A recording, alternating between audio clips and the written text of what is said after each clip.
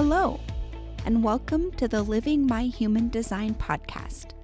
I'm your host, Nicole Hoover, and I'm so excited that you're here. I have been on a self-healing journey since my early 20s, and when I discovered human design in January of 2021, I felt like I had finally found what I had spent the last 20 years searching for. I believe that if we live as our authentic selves, having forgiveness, compassion, love, and understanding in our hearts, that ripples out and positively impacts everyone we interact with. That is how we have the biggest positive impact on the world.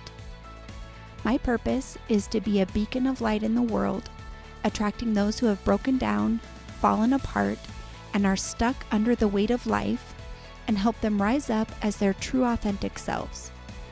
By sharing my human design experiment through this podcast, I hope to encourage others to begin their own healing journey by experimenting with their own human design. Continue listening and join me on this life-changing experiment of self-discovery.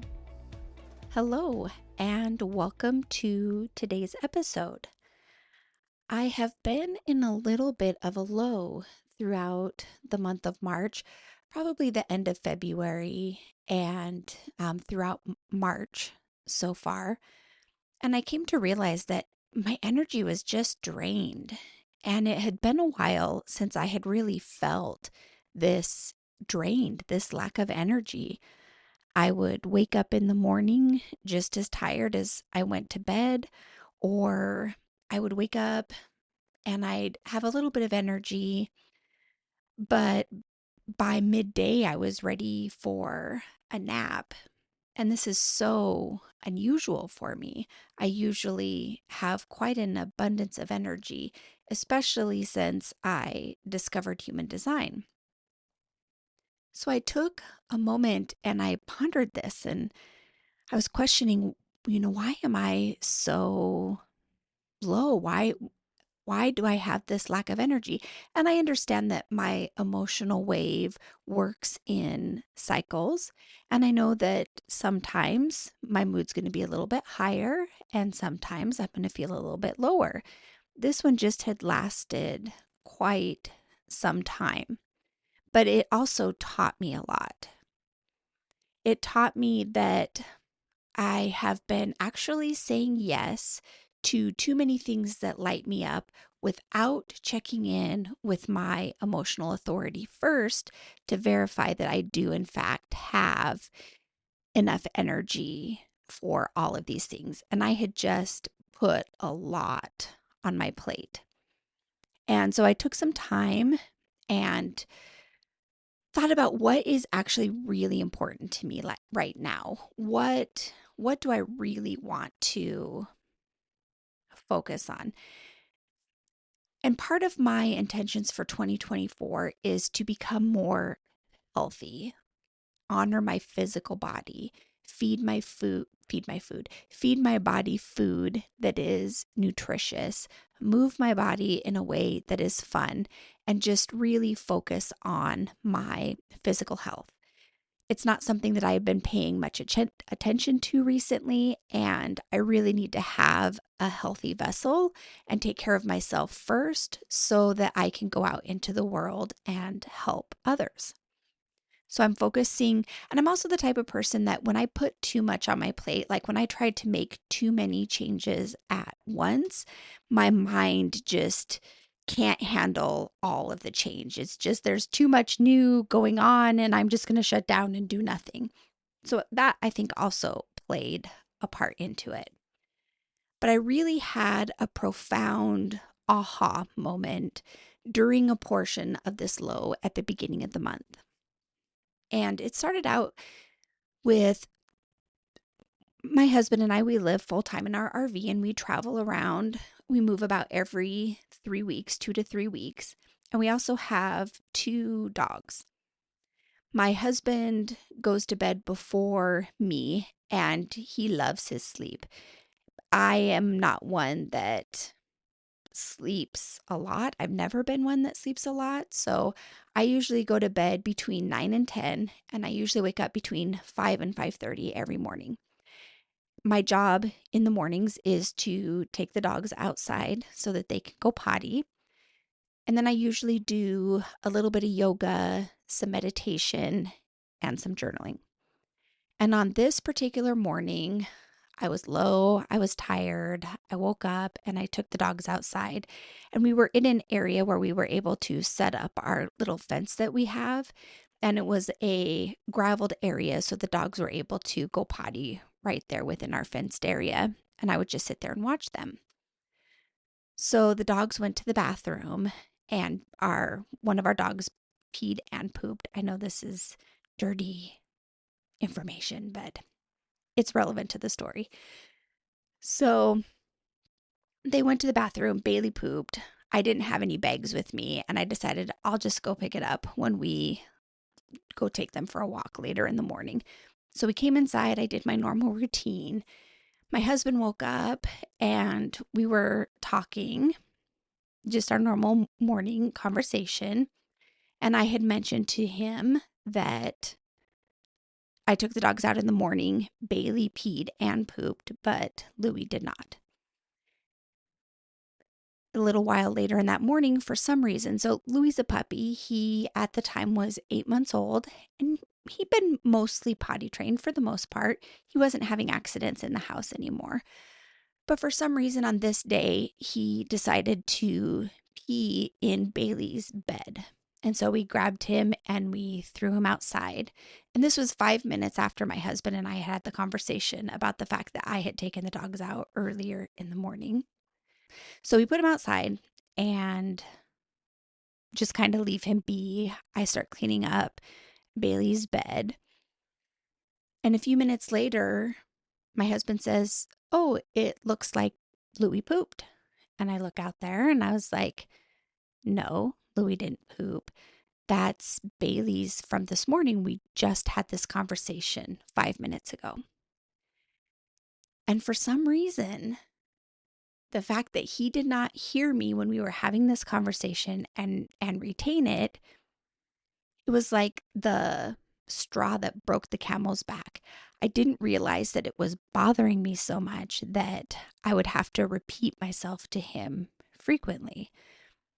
It seems that we have a little bit of a communication problem, and it's not really a communication problem.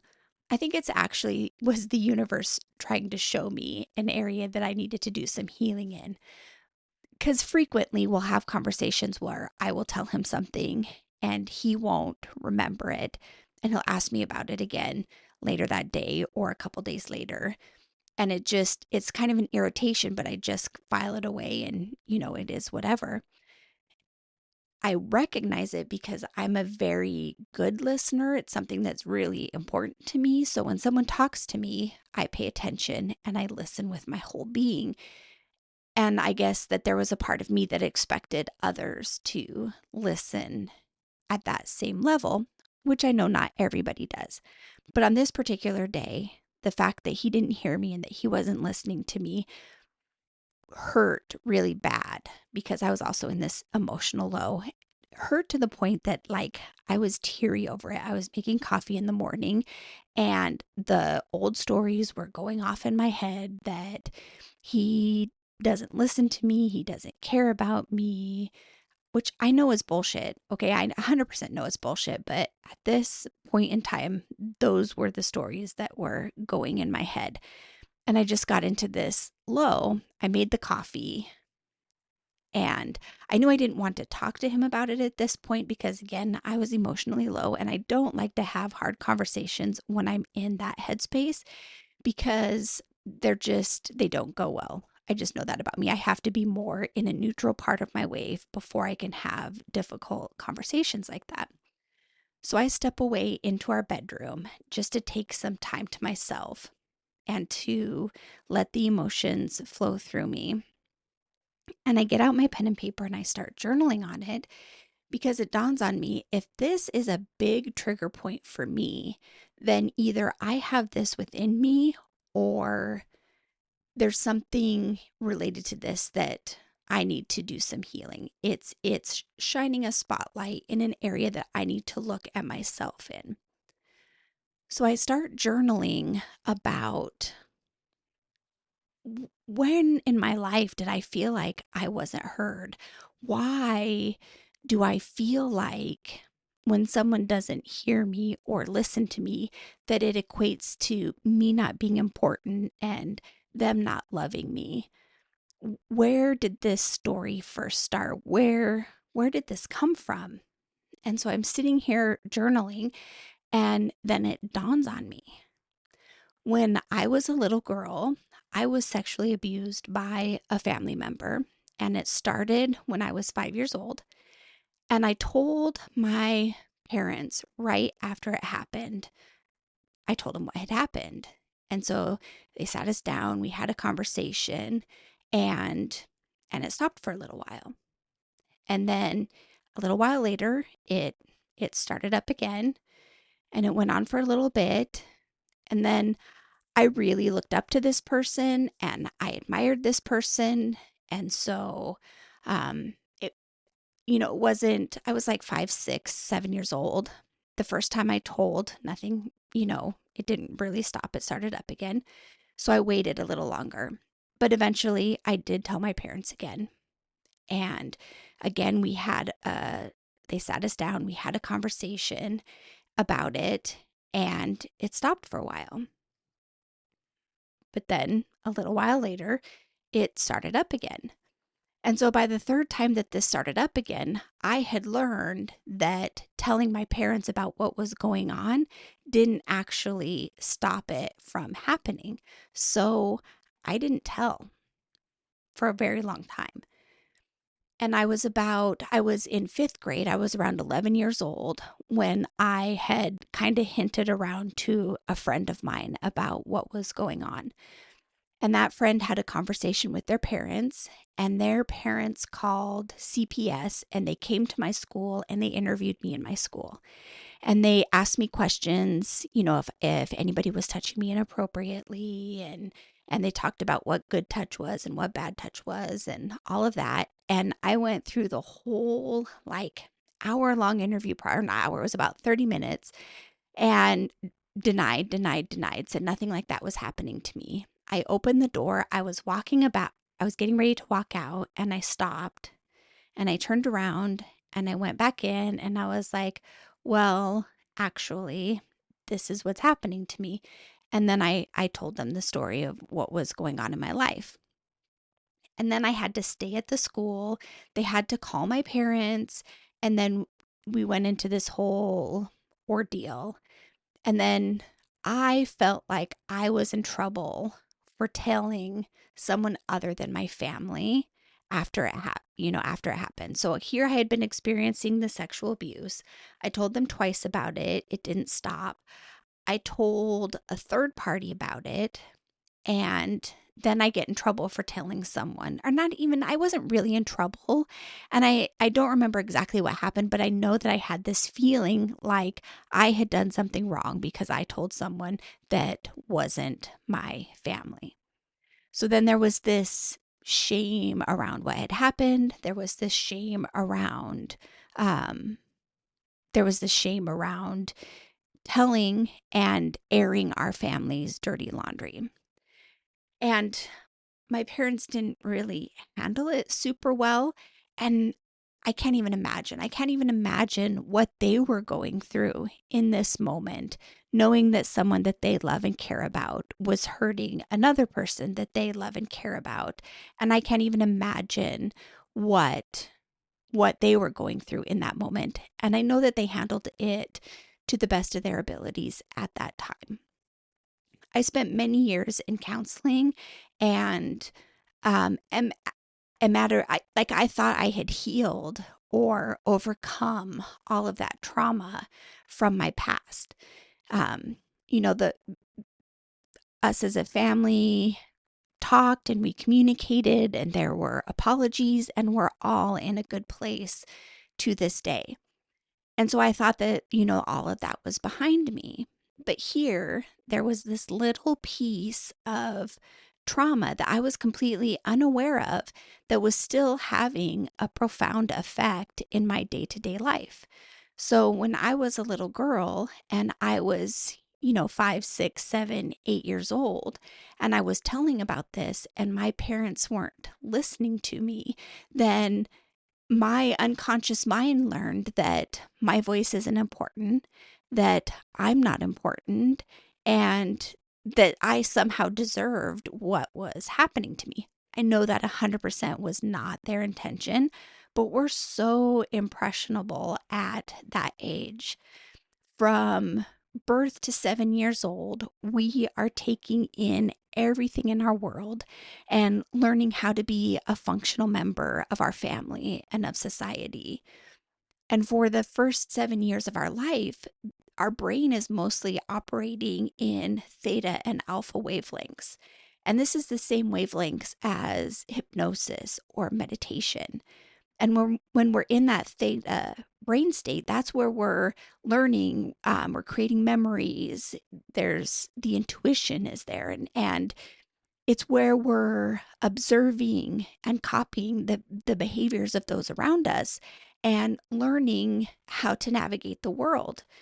We don't have any critical thinking skills or rational thinking, and we accept everything that we're told and what we see as truth. And so from birth to 7 years old, our mind is like a sponge and it's just absorbs information. And we're so open to suggestion. And this is programming our subconscious mind. Our brain is like a computer hard drive. And during this time in our life, the brain's neural connections are being made and hardwired into our brain. So after those first 7 years of life, this programming that we received from birth to 7 is what runs the rest of our life. 95% of our day, we're operating from our unconscious mind.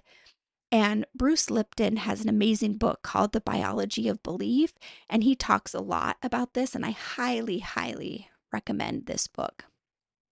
So basically, at that point in time in my life, I had learned that my voice was um, unimportant. Like I learned to stifle my voice because I felt like I wasn't worth being heard.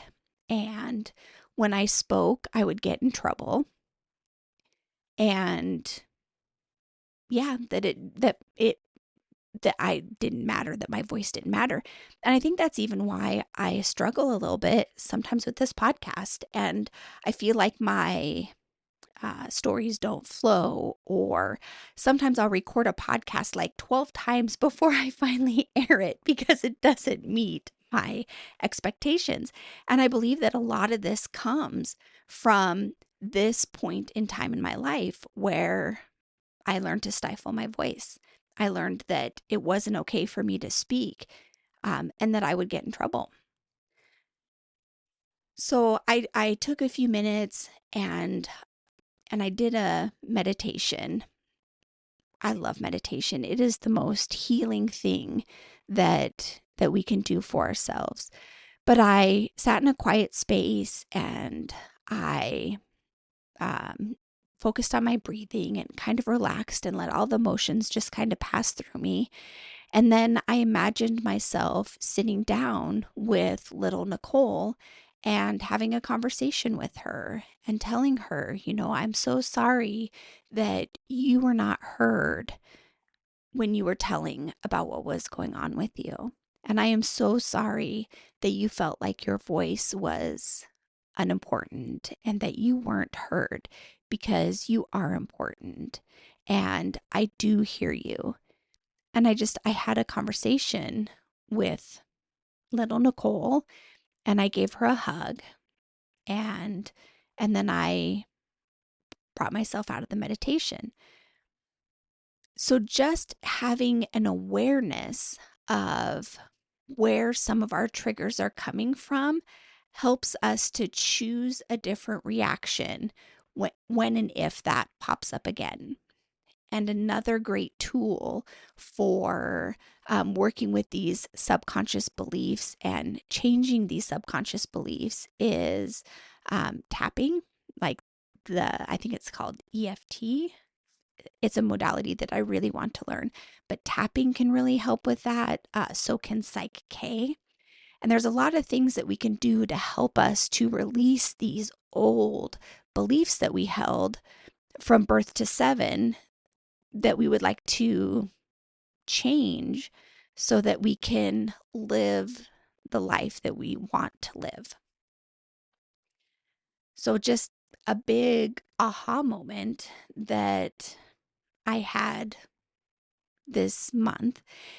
And as I take time to really honor myself, honor my body, honor my mood, and reconnect with that emotional authority that I had unconsciously chosen to start ignoring and just listening to that sacral that was all excited and lit up by everything.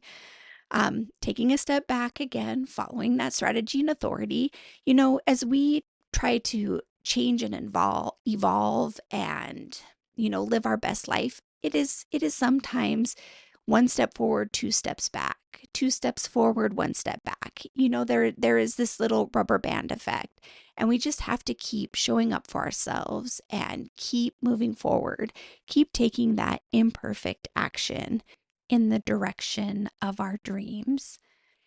Keep picking yourself up. You are worth it. You are worthy. Thank you so much for taking time to listen to this message. I will continue releasing podcasts every one to two times a month right now. And I have no idea what direction they're going to go. I'm just going to keep trusting my strategy and authority. Please let me know if you like what you are hearing. Give us a thumbs up or a review on iTunes or Spotify or wherever you're listening to this podcast.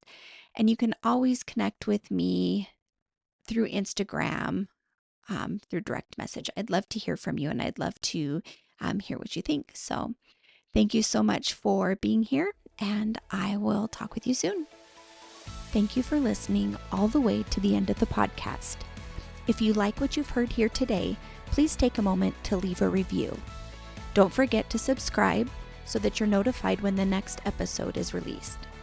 If you have any questions, please connect with me on social media. The links are down below in the show notes. Don't forget you can get your free human design chart at my website, livingmyhumandesign.com.